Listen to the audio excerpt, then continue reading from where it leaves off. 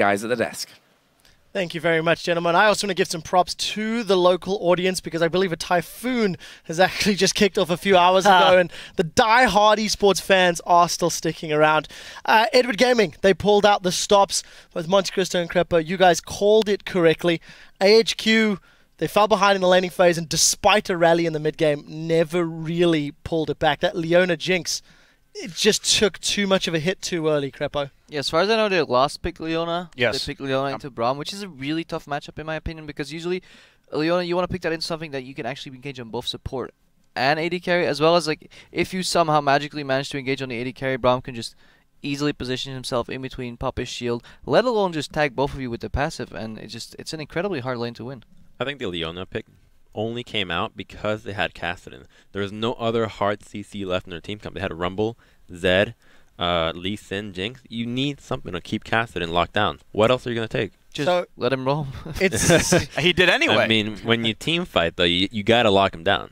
Yeah, it's been a really, really long day of games. Edward Gaming eventually closing that one out. I would say Name looked better in that game than I think he has the rest of the group stage. Absolutely. Maybe a little over the top, but yeah, his Lucian really helped his team towards the win there, Monte Cristo. Dominating lane performance, good positioning for the most part in team fights. Do I think this is still the same Name that we've seen in the LPL? No, he's still ramping up, and I don't know.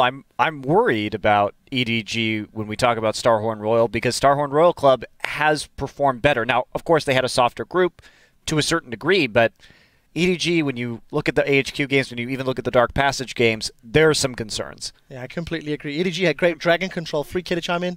Yeah, so again, EDG played their type of game we expect. They were strategically pretty sound. I do want to get back to the Name point, though, because, and the cast has brought this up too, his first international event.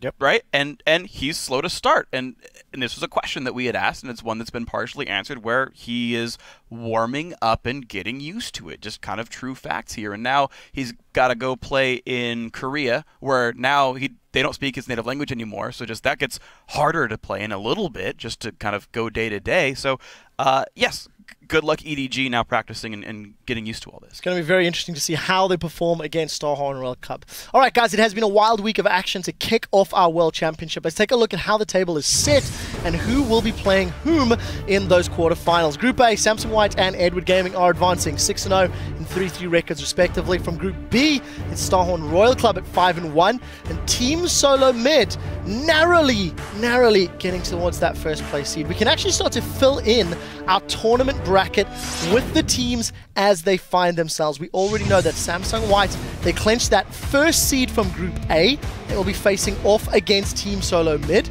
Then we know that the Starhorn Royal Club, the leaders of Group B, will take on Edward Gaming in an all-Chinese quarterfinal, locking up that number 2 seed from Group A.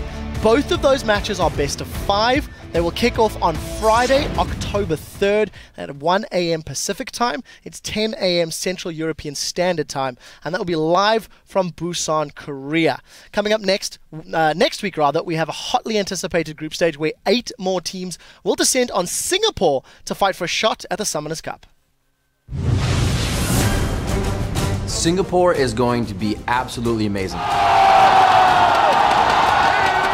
Mainly, I'm looking forward to seeing Group C. Group C, Group of Death, many were calling it. Who knows? Samsung Blue, the #1 Korean seed. Everybody's wondering if Fnatic can step up in that group, if LMQ can step up in that group. LMQ, you're headed to the World Championship!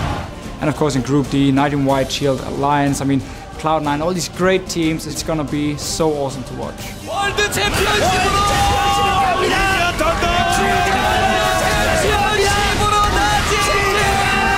I just want to see Froggen compete on the international stage. It's going to be Alliance, ladies and gentlemen, who will represent Europe at the World Championships. High is doing amazing, and if he's picking up his game, how's the rest of the team? When he's on, the entire team is on. Cloud9, you're going to the 2014 World Championship. Group D is a bit of a toss-up there, and nobody knows what Kaboom could do, and the underdog can sometimes come up big. And Kaboom eSports from Brazil are going to the World Championship. I'm really looking forward to seeing the World Championships live in Singapore.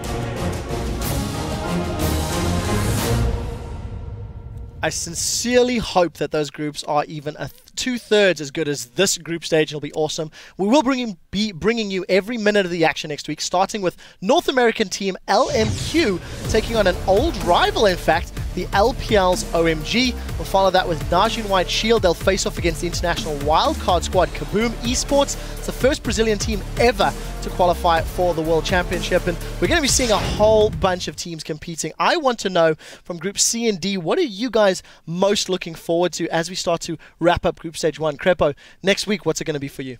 I'm just looking forward to seeing my buddies Wicked and Froggen play. I mean, even though we don't play on the same team anymore, like, we're still on really good terms. And it was really fun seeing them back when I was in Gamescom, so I really hope they do well. And additionally, I just want to see Deft. It's going to be good. Crumbs? I want to see LMQ versus OMG. Honestly, this is like a rivalry almost that we've created with a Chinese team overseas and a Chinese team in China fighting each other. Which one became the better one? I stand to be corrected, but I believe they did actually face similar sort of rosters about a year and a bit ago. But I'll have to double check those facts before we get to next week. Monty? I mean, I'm excited to see Samsung Blue again. This is a team that has been so dominant in Korea this year, reaching back-to-back finals, winning one of them. And I think a lot of fans, if you're not familiar with the Korean scene and you think Samsung White was good, well, there's another team that came out of that region in first place for a reason. So look forward to Deft and Dade. Finally, Freak. Yeah, I'm looking forward to basically every single game next week. No matter the storylines. Crumb, you talk about LMQ versus OMG. I agree. I want to see Gorilla the original Janna. Everyone's been hopping on that hype train really fast. Just down the line, I want to fanboy over Deft. Like, every single game is going to be absolutely wonderful. Standings or not, it's going to be great. Yeah, I personally think we have to see how Fnatic rock up as well. Semi-finalists last year. Which Fnatic's going to rock up this year? That's really tough to tell. Yeah. I've given up on trying to predict Fnatic. I've done it for many years now, and I'll be like, yeah, Fnatic, they're out of the running, and then they show up. Or Fnatic, they're looking really strong, and then they're gone. So I'm done trying to predict. They end up top 4 at like every event they ever go to. Well, we'll see if they can do it again. Guys, those matches will take place at the Singapore Expo, and we'll kick off our coverage on Thursday, September 25th at 2 a.m. Pacific. It's 11 a.m. Central European Summertime. Head over to lolesports.com for the full schedule. You can also catch the rebroadcast of our show for those of you just tuning in. That will begin immediately after the conclusion of our show today. Once again, I want to thank all of our guest analysts for keeping us honest, for keeping us interested, and for sharing their insights. For myself, the cast, the world's broadcast team. Guys, thank you so much. It's been a great group stage number 1.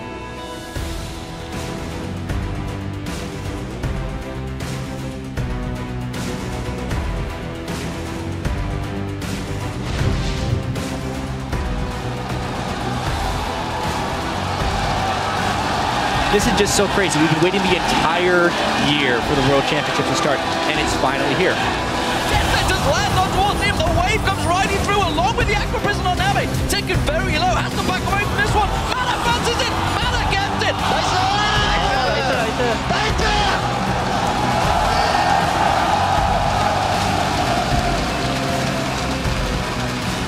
Turtle gets hit up. Will they be able to keep it going? Everybody's jumping in and going for broke this time. And the surrender comes in from SK. This has been an amazing start to Worlds already, and there is so much more to go. A little bit of rush control is going to be good for this one. Double kill coming in for Imp. He keeps the shot coming. The triple kill for Imp. Looking for the quad. They want to give him the and they are going to get it. Yeah. The pentakill to come in for Imp. Pentakill!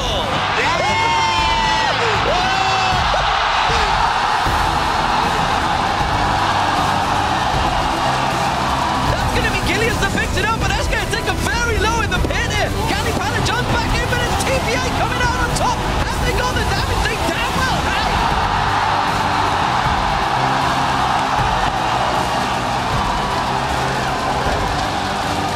World Championship 2014, my bro.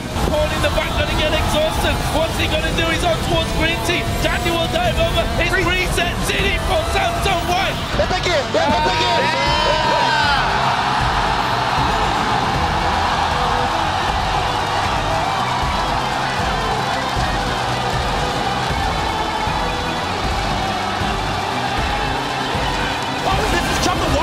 Right in the face of Team Solo mid, but Royal Club is going to try to engage. The double kill coming in from Dyrus on Rumble.